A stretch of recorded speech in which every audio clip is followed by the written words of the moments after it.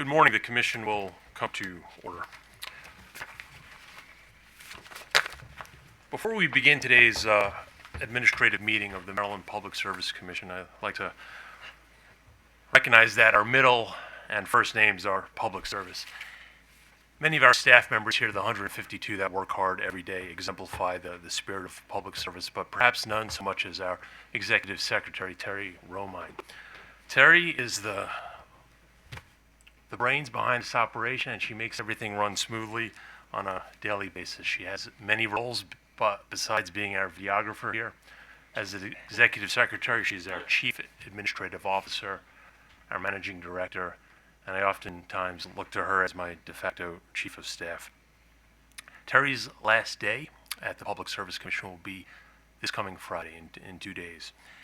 And it's a bittersweet moment as we celebrate her retirement, but we look back at all the work that she's done for this agency over the past 12 years.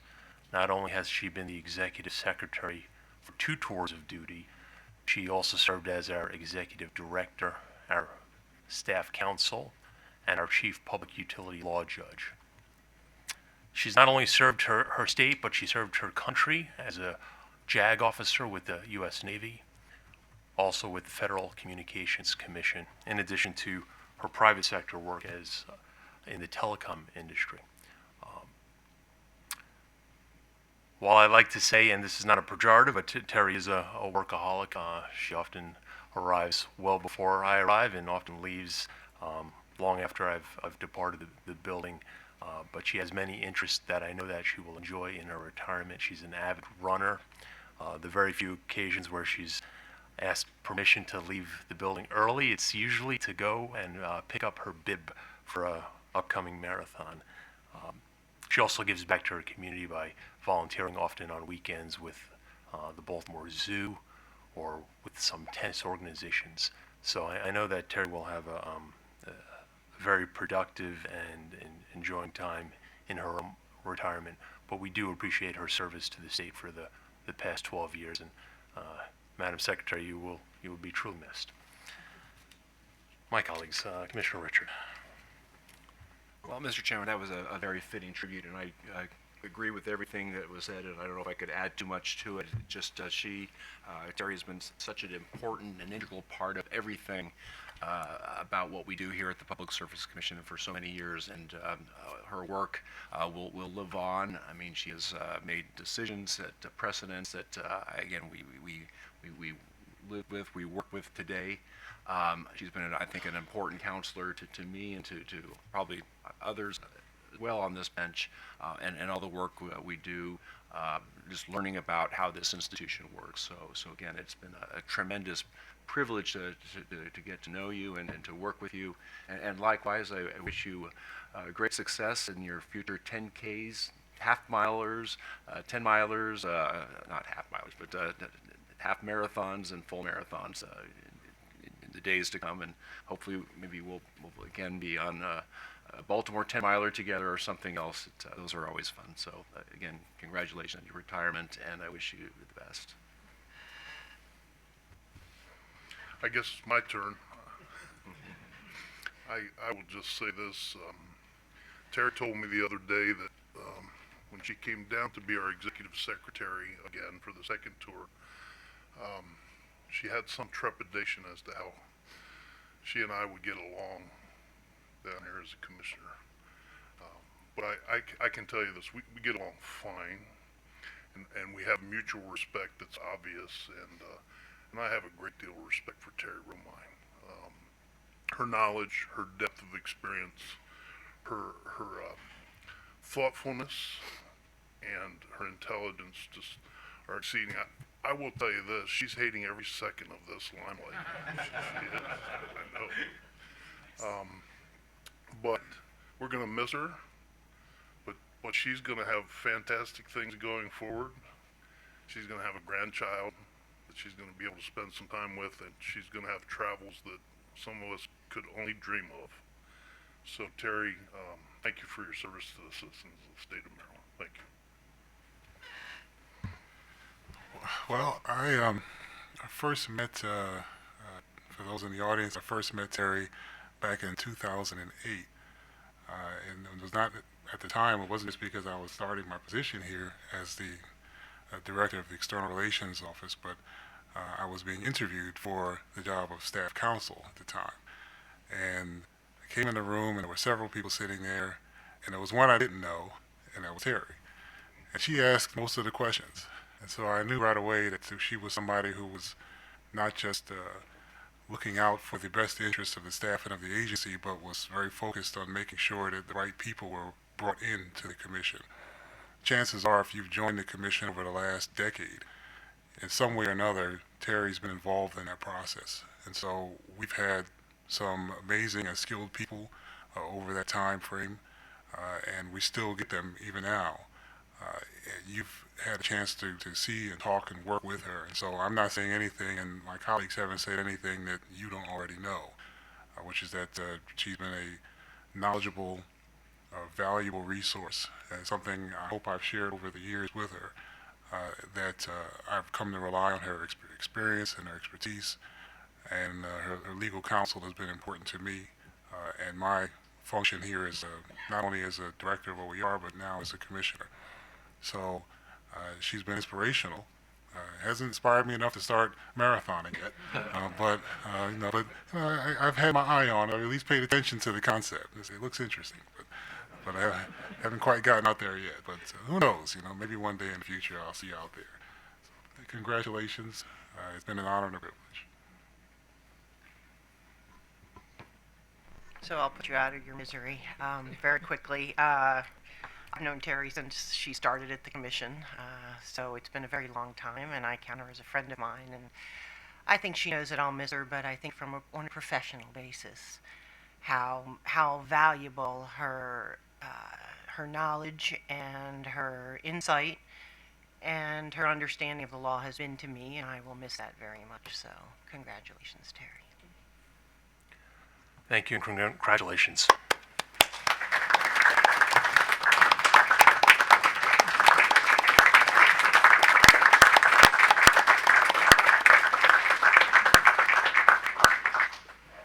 I will just note that I was not in the picture on the live feed during that whole time. The one benefit of operating the camera. Exactly. You don't have to focus on yourself. Turning to today's meeting, we have minutes to be approved from the September 11th, 2019 meeting. All in favor, please say aye. The minutes are approved. Madam Secretary, the consent agenda. Yes, Mr. Chairman. There's two items on the consent agenda. Item number 1 is Current Choice, Inc., filed on August 22nd, 2019, a request to cancel its supplier license. The second item is Big Level Wind, LLC, filed on August 12th, 2019, application for certification as a Tier 1 renewable energy facility for the Maryland Renewable Energy Portfolio Standard Program. Thank you. Do commissioners have questions on this item? Commissioner O'Donnell. On the first one, does anyone know what happens to the $220 assessment that is owed to the state? Will that be passed over to central collections, or what happens with that? If staff can't answer the question, the answer is yes, it will be put onto the collections. Pass on. Thank you, Madam Secretary. And on the second one, this facility is in Pennsylvania, correct? Yes. 90 megawatts? Yes. Do we have any idea what those megawatts are worth in terms of renewable energy credit dollars? I believe it would be worth around $1.25 million. $1.25 million, and the clean energy jobs that are associated with this facility that's just coming online will be in Pennsylvania, I imagine, going forward. Yes. And so $1.25 million, again, I just point out, sucked out of our state's economy, sent to another state, and we have very scant development of wind resources or other renewable resources for that matter in the state. 80% of our REC dollars go out of state. Thank you for answering my questions. I appreciate that. Do we have other questions from the panel? Seeing none, is there a motion? Yes, Mr. Chairman. For item number 1, I move that we approve the cancellation request. And for item number 2, I move that we approve the application and issue a renewable energy facility ID certification number. Direct the applicant to establish a REC account with PJM GATS within 30 days of certification, and direct the applicant to file notice with the Commission within 30 days of any changes to the information in the application. Thank you. All in favor? Any opposed? The motions are approved. Madam Secretary, for the final time, the administrative agenda. On the administrative agenda, I'm going to call items 3 through 7 together. These were deferred from a prior administrative meeting. Item 3 is Everyday Energy LLC. 4 is Viridian Energy PA. 5 is Public Power LLC. 6 is Triangle Energy LP. And 7 is U.S. Gas and Electric Inc. DBA, Maryland Gas and Electric, and Energy Service Providers Inc. DBA, Maryland Gas and Electric. Each of these filings were made on July 30th, and their notices regarding upstream change in ownership and change to non-material information provided in original application and last annual report. Thank you. How many people do we have representing these 5 entities? Mr. Green. Good morning, Mr. Chairman, Commissioners. Brian Green on behalf of Vistra Energy and the individual suppliers listed in the agenda. We have 5 representatives here today. We were going to have one give a brief opening statement introducing Vistra and so forth, and then happy to answer any questions that you or the Commissioners may have. Great. Thank you, Mr. Green. While everyone's making their way to the table, I'd be remiss if I didn't also thank the Executive Secretary for all of her work. I've been working at the Commission or doing work at the Commission for a very long time, and usually I call the Executive Secretary in one of 2 instances. It's if I don't know how something within the Commission works, or if I've just totally screwed something up and I need her help to fix it. So for all of the times I've called you, thank you very much, and good luck to you. Thank you. With me today, Your Honor, is from Vistra Energy. To my immediate left is John Dussel, who's the Chief Customer Officer. To his left is Amanda Frazier, who's Vice President of Regulatory Policy. To her left is Mr. John Munn, who's Managing Counsel of Retail Operations. And to his left is Martine Trinka, who's Counsel for Retail Operations. And then also with us in the front row is David Ricketts, who's Director of Retail Policy. Great. What I know, for a couple of housekeeping items, 2 weeks ago when the matter was deferred. Oh, Mr. Green, before we move into the your summary, I'm going to hear from staff counsel first. Thank you, Mr. Wilson. Yes, Your Honor. Good morning, Chairman and Commissioners. Peter Wilson on behalf of staff.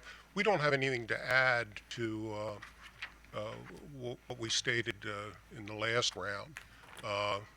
We simply asked that the transaction be noted, and we think that's the appropriate action. And the Commission ordered the appearance of the companies, and here they are. So. Okay. Thank you, Mr. Wilson. I recall we had some dialogue with you and Mr. Jang while the companies were in absentia at the last administrative meeting, so we are glad to have the parties before us today. Mr. Green. Commissioner O'Donnell, do you have something? A quick question for staff. All these filings say that you were informed on August 16th that there were no complaints, or what the complaint status was for each of the entities. Where did that information come from? It doesn't state it in the book sheet. Did that come from CAD or? Yes, they came from CAT. Okay, very good. Thank you. I appreciate it. A few housekeeping items, and then I'll turn it over to Mr. Dussel. 2 weeks ago, when the matter was deferred, the Commission expressed concern about the confidential filings for all 5 of the entities. We took those concerns to heart, and we have refiled either last Thursday or Friday. All of that information is now a public filing, so hopefully we've addressed that concern, and we can move forward on the other issues. We filed last Friday a slide deck introducing Vistra.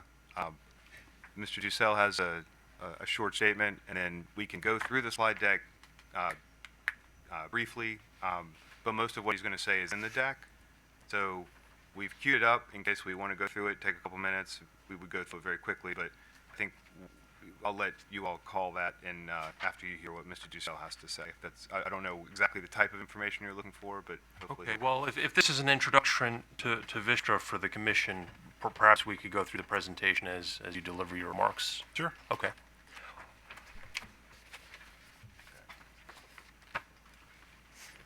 All right, good morning, Commissioners.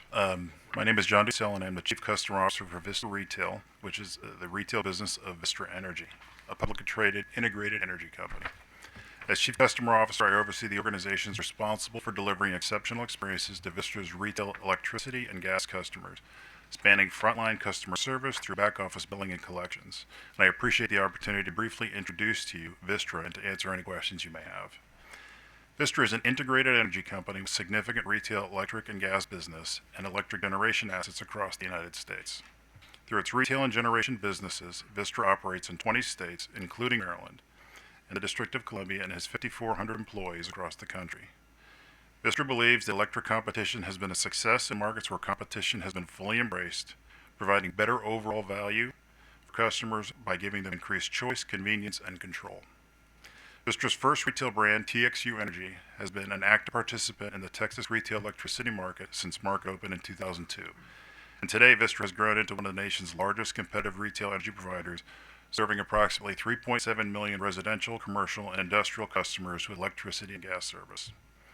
In addition to our retail business, we operate a generation fleet which totals 41,000 megawatts of highly efficient generation capacity, made up of a diverse portfolio of natural gas, nuclear, coal, solar, and battery energy storage facilities. And we are currently developing the largest battery energy storage system of its kind in the world, a 300 megawatt system in Moss Landing, California. We believe that a useful measure of an enterprise can be found in its principles and values.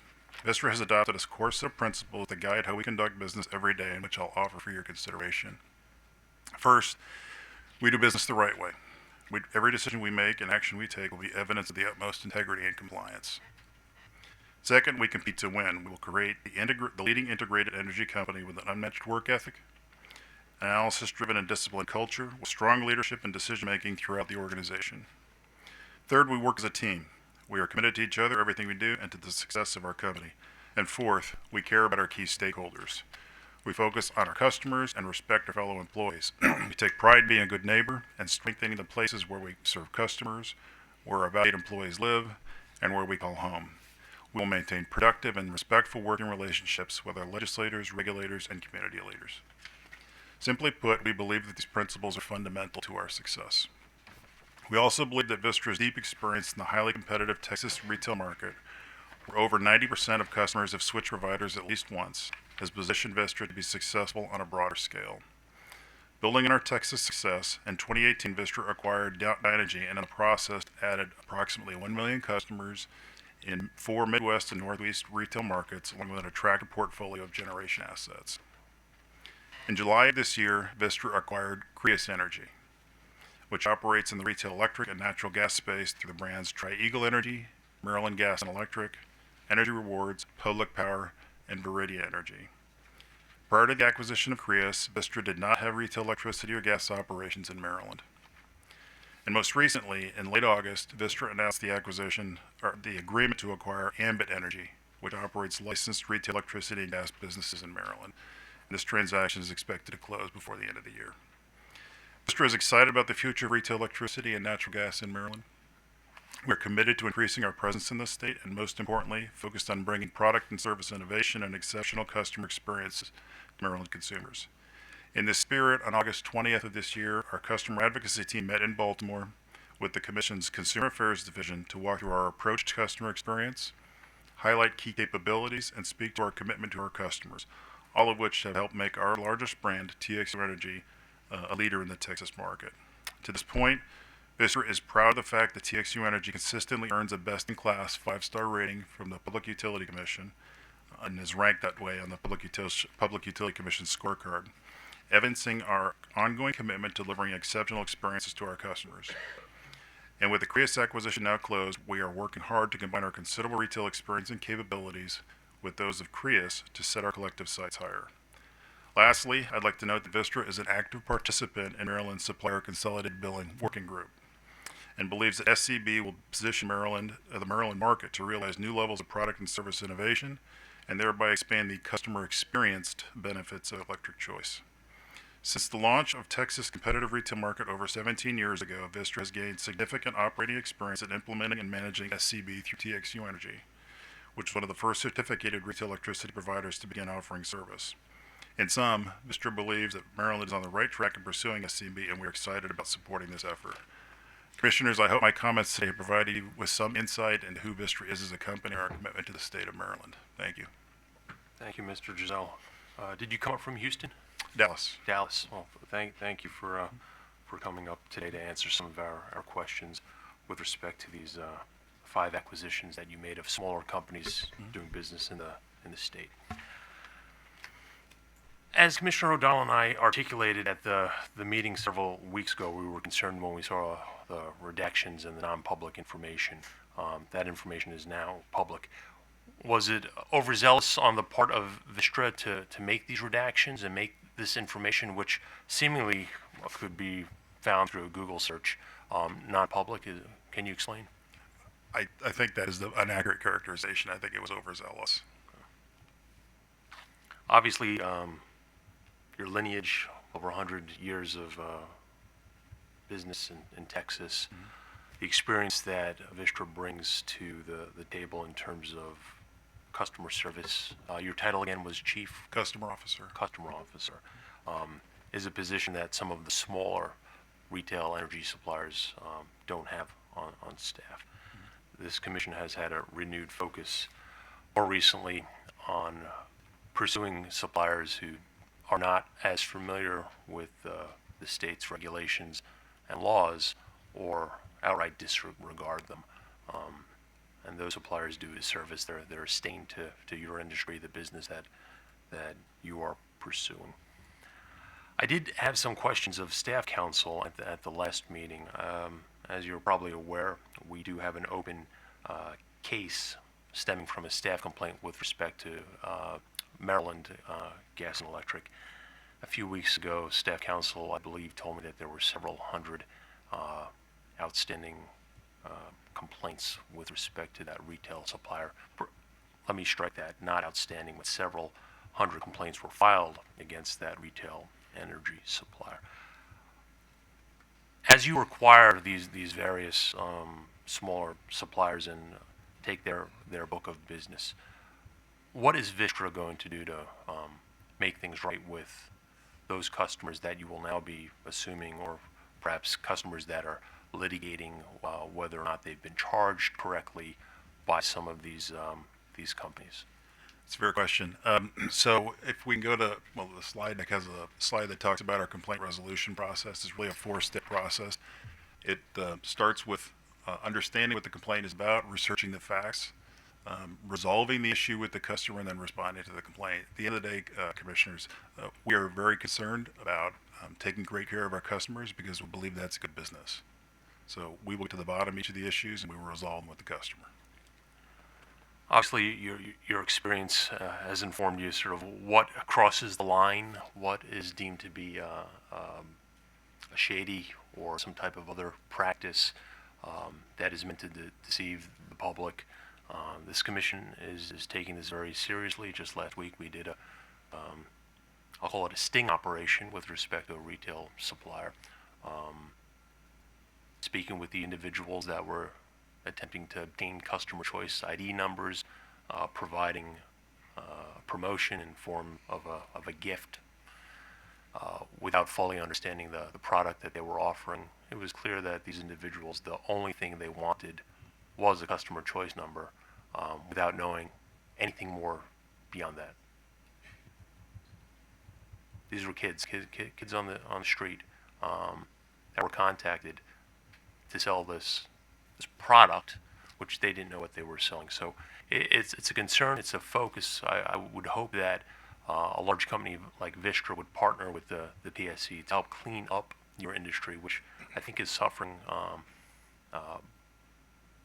from bad public relations at the moment. And it only takes 1 or 2 bad companies. We have several hundred retail energy suppliers licensed in the state of Maryland, but it just takes a few to spoil the entire barrel, so to speak. So thank you for your commitment. Thank you for meeting with CAD as well a few weeks ago to share with them your vision. After acquiring these 5 companies, you obviously have a business plan, a business model. Do you plan additional acquisitions? Can you state that publicly in the state of Maryland? I can't say for sure. I'd say we're an opportunistic acquirer. If we see an opportunity to acquire somebody, we would like to grow our footprint. We certainly have a pretty competitive capability set that we developed in other markets, and this would be a great place to kind of bring those skills to bear. Okay, thank you, Mr. Giselle. Mr. Richard? I don't have really a lot to add to what the chairman already brought up, but I just wanted to thank the company for being here today and introducing yourself and providing this little presentation.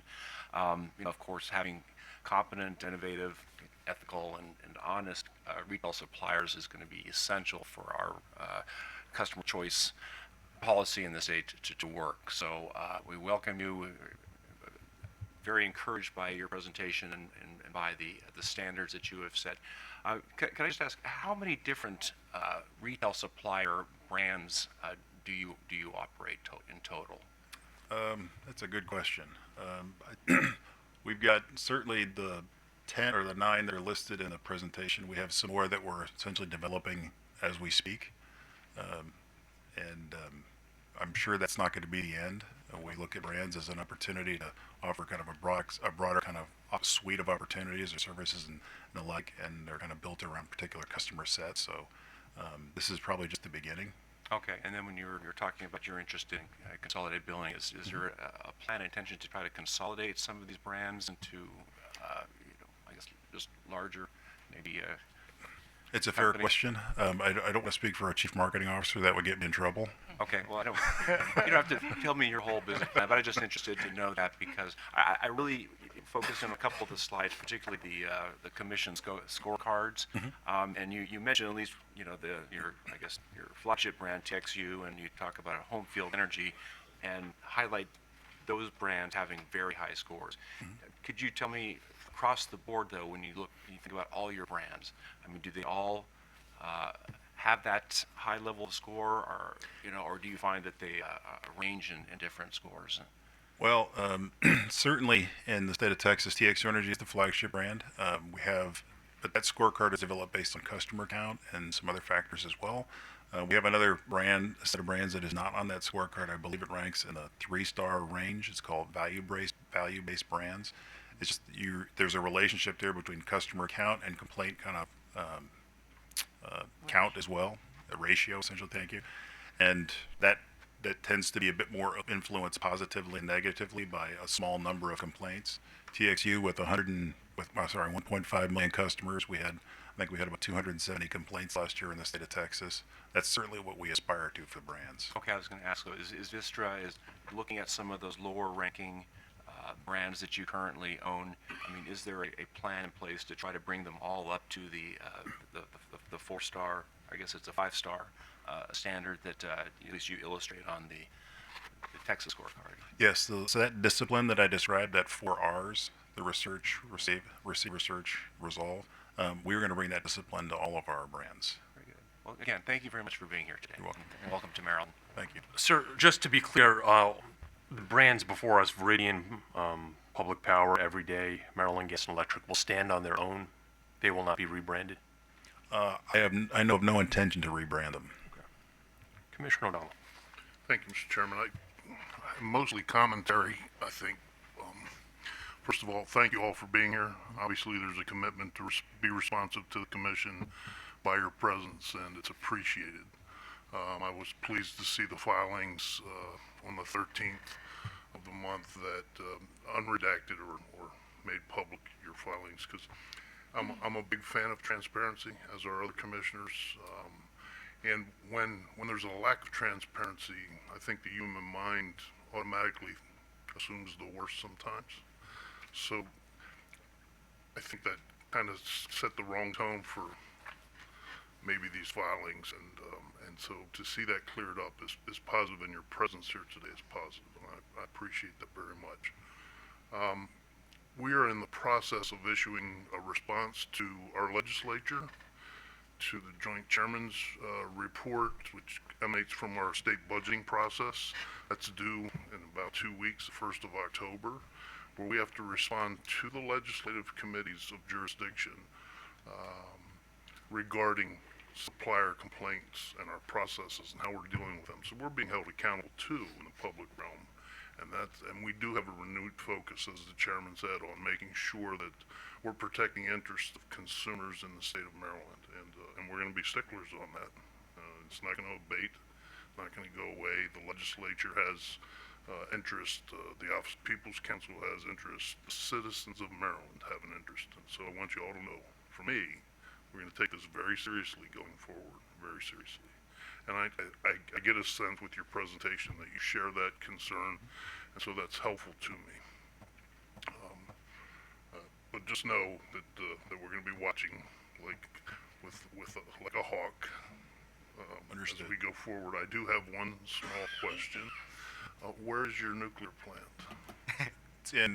It's called Comanche Peak. It's in Glen Rose, Texas. Yeah, okay, I thought so. It was hard to see that little different blue dot, but I thought it was Texas. Very good. Thank you. I appreciate you all being here. That's all, Mr. Chairman. Commissioner Herman.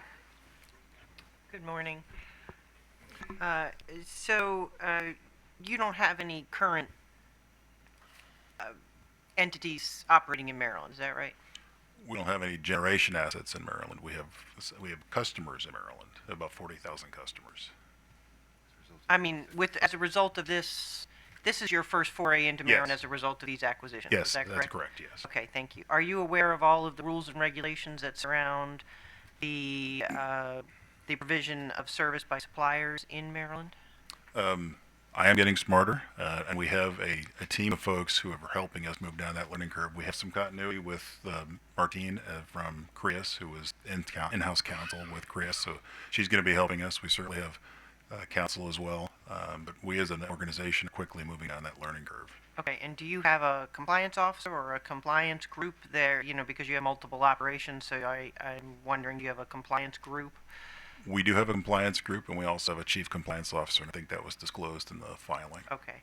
And what are you doing now to make sure that all of your new Maryland entities are following all of the rules in Maryland? We're working closely with counsel, both in-house and external counsel, to make sure we're 100% compliant. Okay.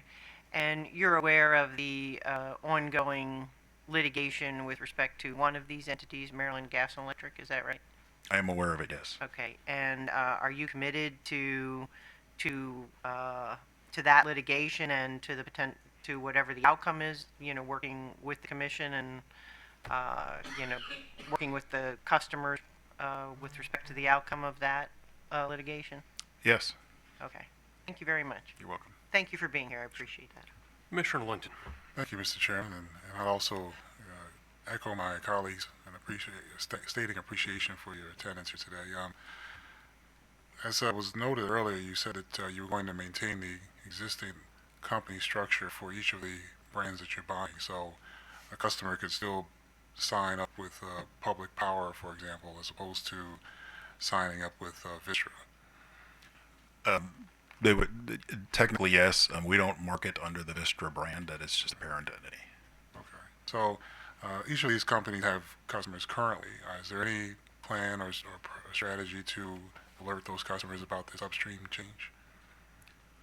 We've done communication certainly in a press release context. I don't know that we've done anything directly with customers. No. Okay. Is there any? Was Vistra going to continue to honor the existing contracts that these customers have currently? Yes. Okay. All right. Thank you. If I were a customer of Maryland Gas and Electric and post the closing date in July, if I had an issue, I would call them today. Would I be contacting somebody at Vistra in Dallas, or would I still be contacting the same folks wherever MDG? The same customer service numbers, the same customer service teams are still in place. Okay. But they're operating under different directives at this point? They're operating as part of the Vistra organization, that's correct. Okay. So management at all of these 5 suppliers have been apprised of change in structure, change in compliance?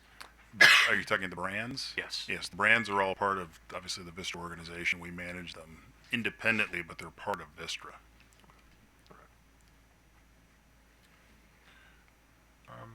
Mr. Chairman, if I could, the chairman mentioned earlier that there was an effort to was some additional research done by one of our offices to learn a little more about the marketing approach of some of the companies that are currently operating in the state. If these companies are operating as independent brands, so are they still responsible for conducting their own marketing and outreach, or is that something that Vistra is now going to handle on their behalf? Vistra will be managing the marketing on behalf of the brands. And would that include the contracting as well? Yes. So it's marketing and contracting enrollment process, It will all roll up to the Vistra organization, that's correct. but the individual entities will handle customer service related calls, things of that sort. Let me explain that a little bit. So we have essentially a consolidated call center that serves all of the brands. So if a customer is calling in on behalf of Maryland Gas and Electric or Public Power, it's going into the same general call center. It allows us to be more efficient in how we operate, make sure the agents are all trained similarly, that type of thing. And so Vistra's marketing people, you probably had this conversation already with our CAD office, but are they employed by Vistra, or are they contractors that you hire out? Are they brokers? So marketing meaning sales, or marketing okay, sales. So we have some contract relationships, certainly. In Maryland, or Yes, I believe they are in Maryland. no employees of Vistra that are handling sales for any of these brands? Not directly, I don't believe. Okay. All right. Thank you. Follow up. So if you're going to take over the marketing for the subordinates, will you be developing new marketing materials for use in Maryland? I would expect that we would. Will you expect to file those with the commission when you do develop those?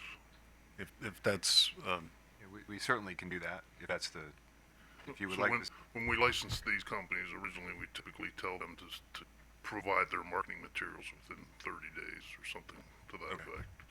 So if you're going to have a significant change in your marketing materials, I'm sure our staff would want to look at those. okay. We can certainly accommodate that. Obviously, you have competent both in-house counsel and outside counsel. I would just urge and emphasize Vistra, as they begin to acquire customers in Maryland, to become very familiar with our law, the Public Utilities article with respect to retail energy and supply. This has been the policy of this state for the past 20 years, but we're still trying to get it off the ground 20 years later.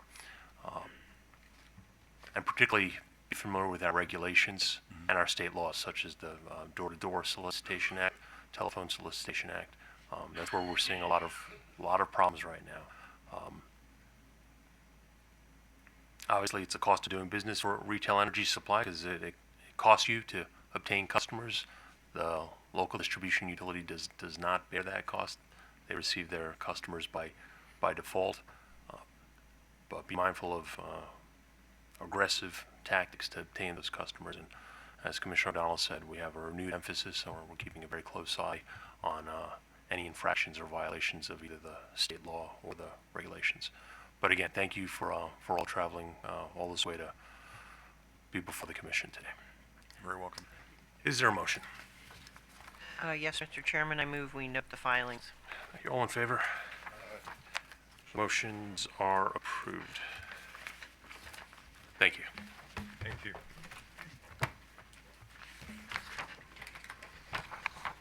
Items 8 through 10 on the administrative agenda have been deferred to the administrative meeting on October 9th, 2019. We'll move to item 11, which is the Potomac Edison Company, filed on August 15, 2019. Its 2019 initial electric distribution investment surcharge report. And if counsel for Potomac Electric is present, please approach.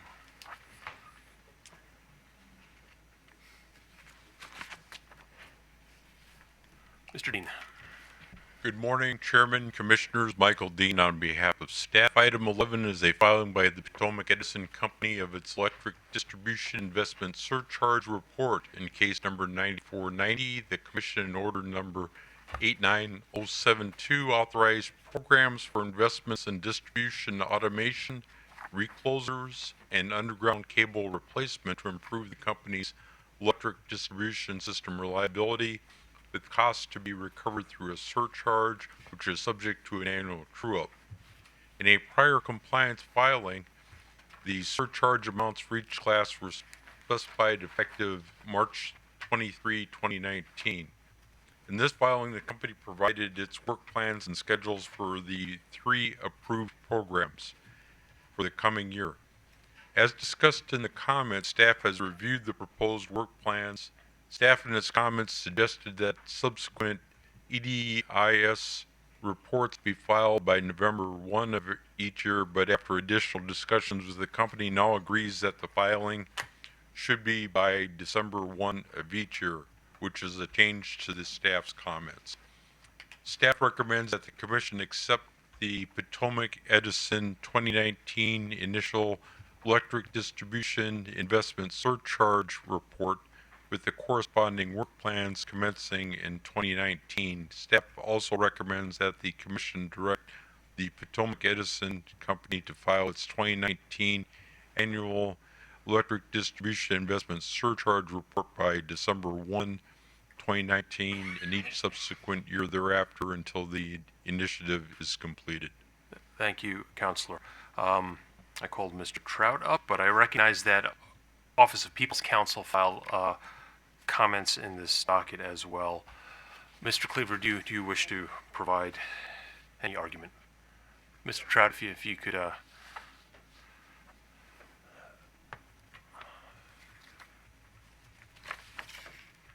Thank you, Your Honor. Good morning, Mr. Chairman, Commissioners. Joseph Cleaver for Office of People's Counsel. Your Honors, our concern largely stems from one statement within the EDIS report filed in August, which states that the initiative should ultimately be evaluated on the basis of whether it supports PE in achieving the approved IEEE 2.5 beta method system-wide reliability standards through the year 2023.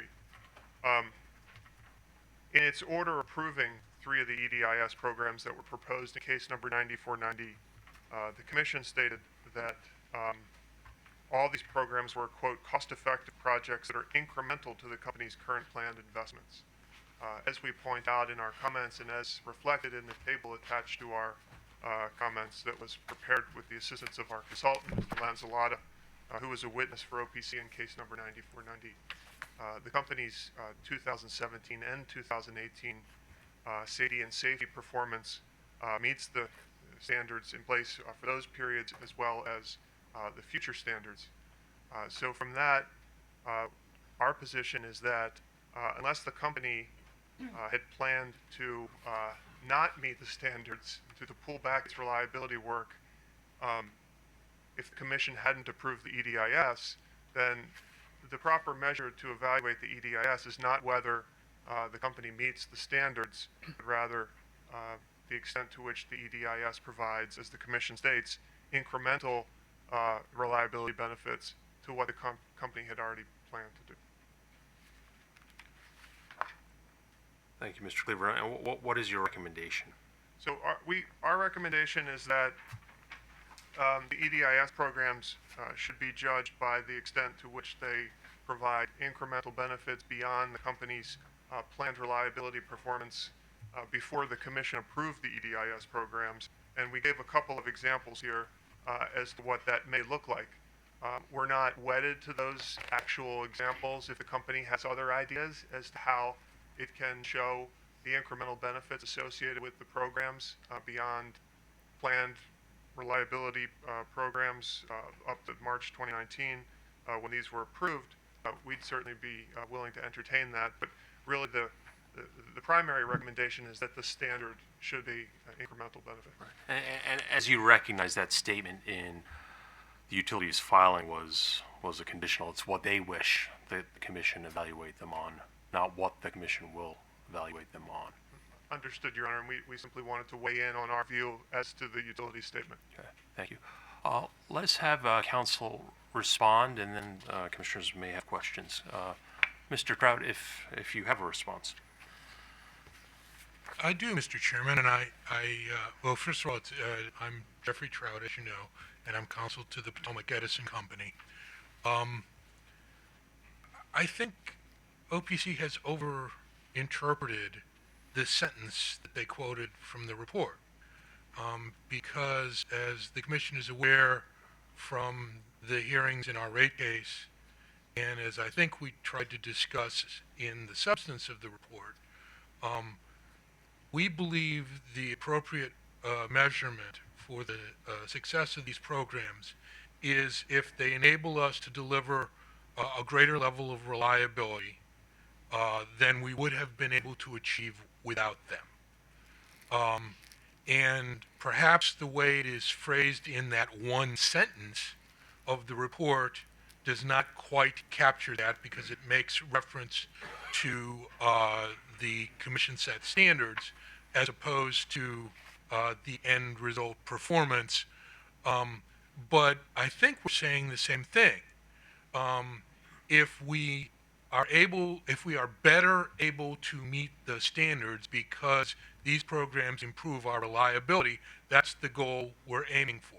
And there will be years when we meet the standards, and there will be years like 2019, when, as the commission is already aware, due to the discussion we had a few months ago about the two storms we had in February, where we will not meet the standards. But we will still do better than we would have done because we have these programs as opposed to not having these programs. And that's the right measure. That's in the text of the report, in the substance of the report. That's the measure we proposed to be used in each and every case. So it's not so much that I'm disagreeing with OPC as I think they've misinterpreted what we're proposing. The test is, do these programs achieve incremental, you captured it, Mr. Chairman, incremental improvements in reliability over what we would have been able to achieve without them? I think we're all in agreement on that that's the right standard. So I don't think that anything needs to be changed, except that when I do the final report for you all by December 1st, I won't use that sentence again. Thank you. So as follow-up on that, how do you measure what that doing better is? What is the measure? What is that incremental value? How do you measure it? Okay. Well, that's good, and a very good question, Commissioner. And I've been coached on how to explain. It's a program by program measurement, first of all. And if I mess this up, my colleagues are going to rush to the microphone and save me. But for the distribution automation programs, every time an incident occurs, we are going to be able to measure what the impact of that incident was, and we're also going to have a measurement of what the impact would have been without the automation improvements made. So there's going to be a very distinct and finite and quantified measurement for those programs. With respect to the undergrounding, as you recall, what we're doing there is being proactive. We're trying to replace cable before it fails. So by definition, you're not going to have an exact measurement of what would have happened if you hadn't replaced the cable, because you haven't waited until the cable failed. You've replaced it beforehand. However, we have fairly rigorous or very rigorous projections of anticipated future cable failure rates. We're going to be able to measure those for the line, for the lines where the cable is replaced, against the actual post-replacement outcomes. We had been projecting an increase in failures. We're anticipating, as a result of the replacements, a decrease over time in failures. You're going to be able to measure the difference between those two lines. So again, over time, it's going to take several years to develop numbers that everybody is comfortable are sufficiently precise and accurate. But over time, you're going to be able to quantify that difference. So for the two programs that we're actually getting into operation this year, that's how you will measure it. So for distribution automation, Yes. I think what OPC is saying, I think, is, when you say you have a system to calculate what would have happened with or without EDIS. Right. So instead of just reporting the COMAR reliability standards and your adherence to them, report that and report the incremental value that you calculate and your ability to calculate that as you describe it side by side so they can look at it. And that's why I think we're saying the same things, because that was our intent. But if you only do reliability reporting without that side by side comparison, we will never, the public will never see that incremental measurement. Well, you'll see it in each year's final report for the EDIS. So you're gonna give us that final number every year. Yeah, we are. So you agree with OPC? I agree that what OPC says it wants is what we intended to report and will report. I do not agree that they interpreted the sentence correctly, that their comments spring. Okay, fair enough. Thank you. Other questions? Seeing none. Oh, Commissioner Richard, yes. That was my impression too. It sounded like from your description, you're going to provide that side by side, which is exactly what OPC is requesting. Can I just ask OPC, is that, from what you've heard today, is that your recommendation? Is it essentially what we're hearing? It is, Your Honor, and we appreciate Mr. Trout's comments, and I think Commissioner O'Donnell accurately described what we're looking for here, and that sounds, at least in concept, exactly like what we're looking for. Okay, great. Thank you. Well, it appears that we do not have a direct conflict here, but OPC did shine a light on an issue, and as Mr. Trout, you said, when we see the December report, your wording will be just a little different. Is there a motion? Mr. Chairman, for item number 11, I move the Commission accept the 2019 Initial Electric Distribution Investment Surcharge, EDIS, report and corresponding work plans commencing in 2019 and direct the company to file its 2019 EDIS report by December 1st, 2019, and each subsequent year thereafter until the initiative is completed. Thank you. All in favor? Aye. The motion is approved. Thank you. Item number 12 is Choptank Electric Cooperative, Inc., filed on June 17, 2019, revised tariff pages. The company proposes changes to its cogeneration and small power production rate schedule X tariff. Thank you. And do we have counsel for Choptank? Yes, we do. Mr. Spivak. Good morning, Mr. Chairman, Commissioners. Lloyd Spivak for the Commission staff. Actually, before we discuss Choptank, I would like to put the Executive Secretary back in the spotlight for a moment. A few people remember, but I believe in my recollection, the Executive Secretary actually got her start at the Commission in the Staff Council Division as Deputy Staff Counsel. We've had the opportunity to work with her and benefit from her expertise and assistance for the longest time of any group in the Commission, and we have greatly appreciated all our time working with her. She has been a pleasure to have as a colleague. So on behalf of the Staff Council Division, myself, and the rest of our colleagues on staff, I'd just like to offer our congratulations and our best wishes for all of her future endeavors. Thank you. And with that, I'll go back to the regularly scheduled program. Item number 12 is a tariff filing by Choptank Electric Cooperative Incorporated, modifying rate schedule X, terms and conditions item 113, and creating a new rate schedule, schedule QF. Schedule X is the tariff under which Choptank has served PURPA qualified facilities up until now. PURPA requires utilities to enter into power purchase contracts with qualified facilities, which are generally non-utility owned cogeneration and small power production facilities. Choptank has proposed 4 changes to its tariff. The first change closes Schedule X to new qualified facilities as of August 14th, 2019. The second change opens a new rate schedule QF to cogeneration and QF facilities at or below 100 kilowatts. The third change in the tariff adds language that requires qualified facilities to inform Choptank of any change to their system design. And the final change in the tariff adds and removes language from Choptank's terms and conditions for purchasing electricity, which clarifies who can buy power from the QF, what rate schedule the QF can take service under, and how the rate is determined.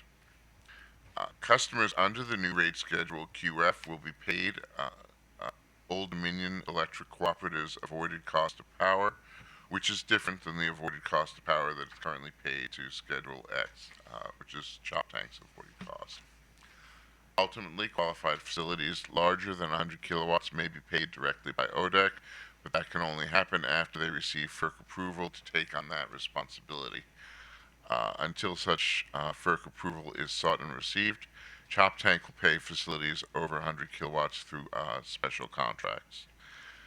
No current cogeneration or qualified facility customers will be adversely impacted by the proposed tariff changes, since Choptank files an updated proposed tariff that did not change the payments being made to current cogeneration and qualified facilities.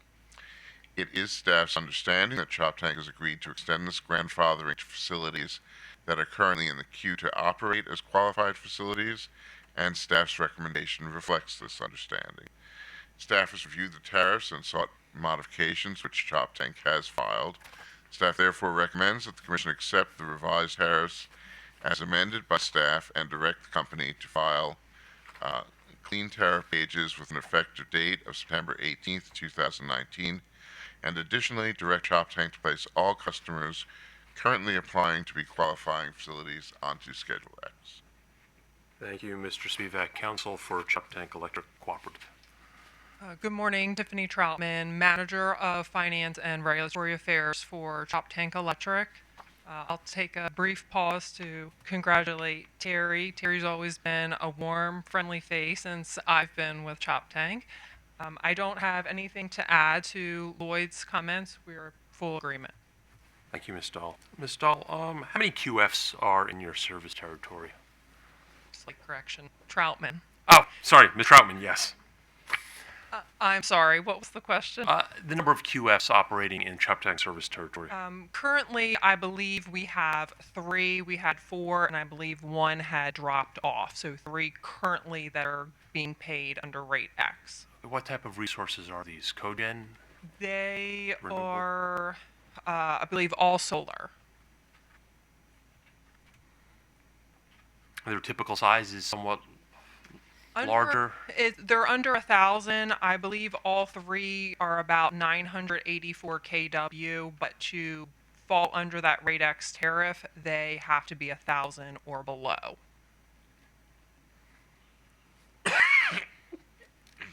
What is the motivation for moving responsibility payment from Choptank, it sounds like, back to ODEC, because ODEC at one time did have the responsibility? Can you provide some thought on that? Well, the responsibility of making the payment will still fall on Choptank. It's what we're paying the generator. Currently, we're paying Choptank's avoided cost of power from ODAC. So what we pay ODAC is what we pay the Rate X members now. But the change will just be we'll pay ODAC's avoided cost of power. So Choptank will still be making the payment. It's just the amount of payment will change. These 3 or 4 QFs will be grandfathered under Schedule X? Yes, they will. Okay. Is there an anticipation that there'll be more QFs in your footprint? We have 2 applications. One is a true Rate X, meaning that it's under 1,000 or at 1,000.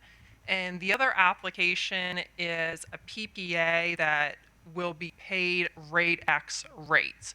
So it's over 1,000 kW, but the PPA would be written as Rate X, Choptank's avoided cost of power. But I will say that the applications have been made, but we have not received the appropriate documentation back for them to continue with building. Okay. Thank you, Mr. Troutman. Other questions? Commissioner O'Donnell. So, which avoided cost is higher, Choptank's or ODEC's? Well, I can't say for certain. I can tell you that the perception is that Choptank's avoided cost of power is more. We've done some analysis on a few of the RateX accounts that we have now, and it does appear that Choptank's avoided cost of power would be slightly greater, but ODAC would pay the PJM market pricing. So because the PJM market pricing changes definitely more frequently than our avoided cost of power to ODAC, I can't say with certainty which way or the other, just that our analysis at first glance had showed that with the current output that we have already paid, that Choptank's avoided cost was more than ODAC's. But the market variables could take it higher or lower for ODEC. Correct. Okay, thank you. Mr. Trumman, ODEC operates in another control area in PJM, is that right? ODAC purchases their power from PJM, and they have other members besides Choptank in Virginia and then also Delaware, one in Delaware. But ODEC operates in a different zone than Choptank does in PJM, is that right? I believe Choptank would operate in the Delmarva zone. Yes, that's correct. Okay, and ODEC operates in one of the Virginia zones. ODAC's, if I'm understanding you correctly, the payment that we would make to the generator would be based off of the Delmarva zone. That was my question. I was wondering if it would be the PJM ODEC zone. Okay, thank you. Other questions? Commissioner Herman. Good morning, Ms. Troutman. Why now? Well, that's a good question. And we have done some research through another most recent filing as of yesterday and have found that FERC has set a precedent where an electric co-op who has a wholesale power contract with a G&T that's also a cooperative, the precedent is set where the distribution cooperative's avoided cost of power would be the G&T's avoided cost of power. And having found that precedent, we went ahead and made this filing and thought that it was appropriate to go ahead and change that. Mm-hmm. And when was your last rate case? The last rate case was filed in 2017. 2017. And were you aware of this precedent in 2017? In 2017, I don't believe that we made any changes to the rate X tariff, so no. Okay. I do believe that precedent it's not new. Right. It's 30 years old. And just to clarify, the most recent filing that we made yesterday was not a rate case filing. It was a petition. Mm-hmm. Mr. Baker, I see you hovering back there. Good morning. Good morning. Do we have any rate issues, in terms of, cost of service, allocation amongst rate classes, such as all of that going on here? Do we have anything we need to be concerned about? So I did not do any analysis to see if there was a cost of service issue, mostly because their rates are paid under Schedule X. Their rates are my understanding is the contract rate that Choptank pays directly to ODEC. So these customers are basically paying Choptank's current wholesale power price, and that would, and under the QF change, that would change to ODEC's wholesale power price on the Delmarva Peninsula. Okay. And Tiffany, am I? That's yes, correct. that's my. So we don't have any issues So we there. wouldn't Just have wanted any- to make sure. Right. So that's why there was no change. So for existing customers, there would be no change since they're grandfathered under Schedule X. They wouldn't see a change in, I guess, other than whatever their contract rate change is. They would not see a change in their rate, and that's also why we asked that those who made the application with the understanding that this is the tariff that was in effect at the time of their application should be grandfathered in as well. Okay. Thank you very much. Seeing no additional questions on this matter, is there a motion? Yes, Mr. Chairman, for item number 12, I move we accept the revised tariff pages for filing as amended by staff in its comments dated September 11, 2019. Direct the Choptank to file clean copies of the tariff pages with an effective date of September 18, 2019, and direct Choptank to place all customers currently applying to be qualifying facilities into Schedule X. All in favor? The motion is approved. Thank you, Commissioners. The next item is also Choptank Electric Cooperative, Inc., filed on August 20, 2019. Revised tariff pages. The company proposes to make changes to Schedule 904C, General Service, General Power, TOU, Rate Schedule, GT, and 906C, Primary Time of Use Service Rate Schedule, PT. Good morning, Mr. Chairman and Commissioners. Anna Joy Thompson on behalf of staff. On August 20th, 2019, Choptank filed to make changes to their time of use schedules, GT and PT. These rate schedules were previously approved on November 13th, 2018. When originally approved, the time of use rate was the single generation and transmission rate. These changes detailed in Choptank's filing will separate the generation and transmission rates. The separate charges add up to the current combined rate. These changes are necessary in order for Choptank to properly record revenue. There is no change in the total rate, and this will have no effect on total revenue collected from these classes and no bill impact. Public Utilities Article, Section 4-203A, states that a public service company may not establish a new rate or change in rate unless the company first provides a commission at least 30 days' notice. PUA Section 4-203B further requires a public service company to notify customers via tariff filings of any rate changes and the effective date of such changes. Staff recommends that the Commission accept the proposed tariff with an effective date of October 1st, 2019. Thank you, Ms. Thompson. Ms. Trotman. Yes, I have nothing to add. Thank you. Do commissioners have any questions? Commissioner O'Donnell. Ms. Thompson, is this your first presentation to the commission? This is my first presentation, Well, I yes. think we ought to cook up some really hard questions here. So I take it that these changes are revenue neutral. Is that, am I reading that right? Okay, thank you very much. You did a fine job, by the way. Thank you. Commissioner Linton. Thank you, Mr. Chairman. Just a quick question. I understand that this will assist the company in measuring revenue. Are these changes going to appear on the customer bill, or is it just in the behind scene? No, it will be on the bill. Okay. So is there an interest in, or is there a plan to alert customers as to the change so they understand what the difference is between the two? Currently, we do not have any members under this tariff. While we were implementing this in our billing system, we had seen where this change was needed, and therefore we filed with the commission, and we do not have any members on this rate, so currently no one will be affected by the separation. Okay, so if anybody new comes on, then it'll just be the way it always was for them, since it's their first time. It will show the separate generation and transmission on the bill. All right, thank you. Commissioner Herman. Good morning again, Ms. Troutman. Is the why now answer having to do with your billing system? It is, yes. Okay. Yes. And is that a new billing system or an update to your billing system? It is not.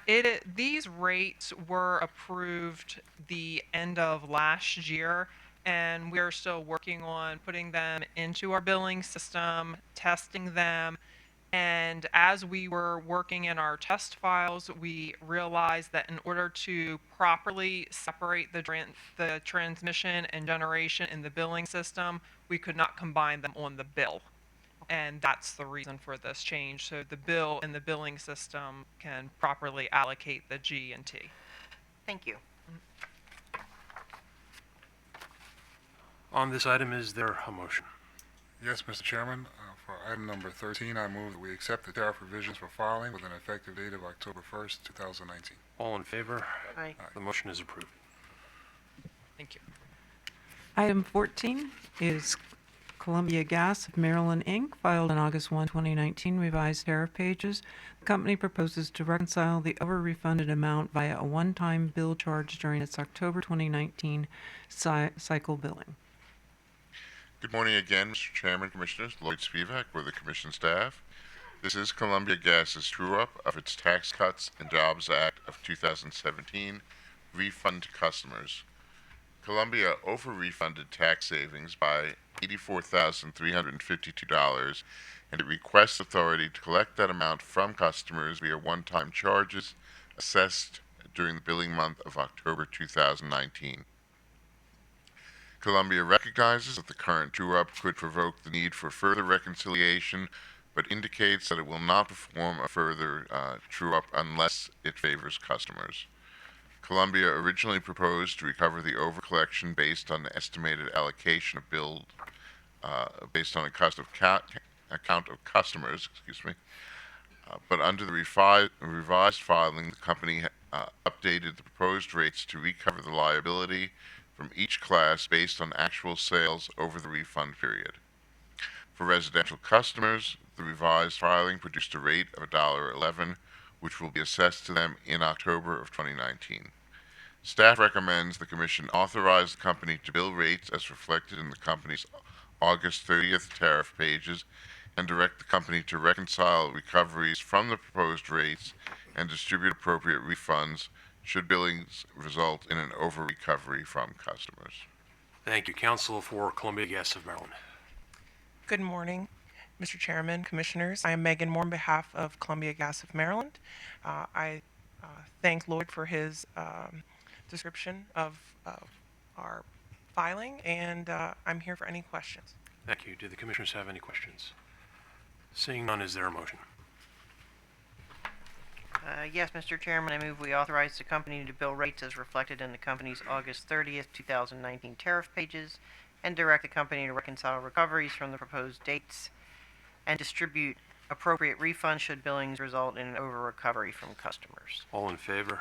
The motion is approved. Thank you, Commissioners. The next item, 15, is also Columbia Gas of Maryland, Inc., filed on August 1, 2019. It's mid-year status update on the 2019 STRIDE projects, case number 9479. Morning, Mr. Chairman, Commissioners. Annette Garofalo on behalf of staff. Section 4-210 of the Public Utilities article of the Annotated Code of Maryland provides for the recovery of reasonable and prudent investment associated with accelerated gas company infrastructure improvements through a surcharge. By order number 88852, issued August 28, 2018, the Commission adopted a stipulation and settlement among Columbia Gas of Maryland, Inc., the Maryland Office of People's Counsel, and staff of the Public Service Commission, approving a STRIDE 2 plan for Columbia that would encompass a replacement rate of 8 miles per year for 5 years, with a provision for a cost escalation factor of up to 3.25% annually and certain tariff revisions. By letter order dated December 2018, the Commission approved Columbia's first annual list of STRIDE projects. Consistent with practice established by the first STRIDE plan, Columbia has filed its calendar year 2019 midterm report on the status of its 2019 projects. The report shows that the company has physically completed 6 of its 16 STRIDE projects through June 30th, 2019, with another 5 anticipated for completion by the end of the third quarter. The remaining 5 projects are expected to be completed by the end of the fourth quarter. Mr. Acosta of the Commission's Engineering Division is available to answer any questions the Commission may have regarding this report. Staff recommends the Commission note the filing. Thank you, Ms. Garofalo. Counsel, do you have anything additional to add? I do not, but I am here for questions. Thank you. Commissioner O'Donnell. Just some of these tables indicate a lot of these projects haven't begun yet. What's your confidence level you're going to be able to complete your estimated projects by the end of the year? I am confident that we will be able to complete all of the projects. I do want to note that this mid-year update was as of June 30th. All of the projects have now begun. We actually, to date, have 11 completed, and so we are still working through 5 others. Okay. And have you encountered any problems with contractor availability? Not at this time. Interesting. Thank you.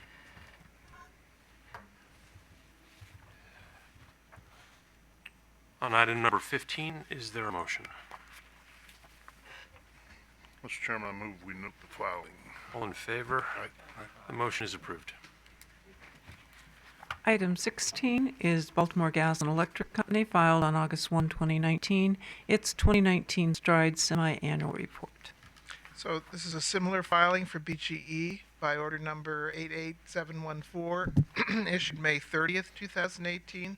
The Commission approved a Stride 2 plan for BGE with a replacement rate of approximately 48 miles of main per year for all targeted assets except pre-1970 three-quarter high-pressure steel services.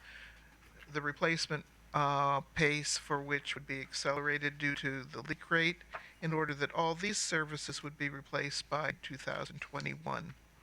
The Commission also required the BGE provide selection criteria and the role that each criterion plays in the selection of each Stride project, and more detailed information regarding the cost of replacement services and mains in future filings, including those remaining for BGE's initial Stride plan.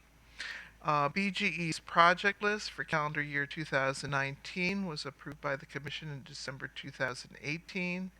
On August 1st, 2019, it filed its 2019 Stride Semi-Annual Report, which is the first such report under BGE's Stride Plan, the purpose of which was to update the Commission regarding its 2019 Stride work. BGE noted increased Stride cost in Baltimore cities due to a number of factors. To date, BGE has installed 18.4 miles of main and 4,906 services. Mr. Adiman of the Commission's Engineering Division is available to discuss BGE's semi-annual report in detail if you have any questions. Staff recommends the Commission note the filing.